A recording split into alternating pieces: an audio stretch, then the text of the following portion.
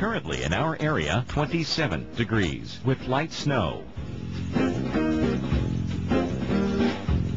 An ice storm warning and a flood watch have been issued for our area by the National Weather Service.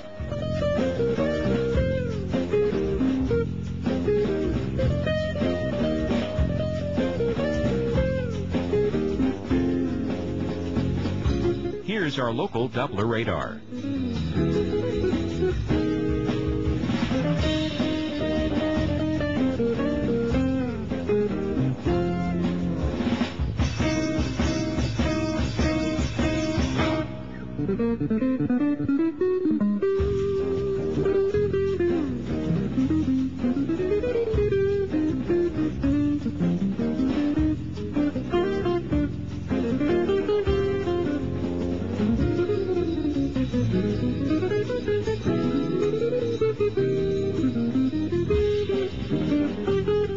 Today, heavy rain and freezing rain. Windy. A few flurries or snow showers possible. High 33. Winds north at 25 to 35 miles per hour.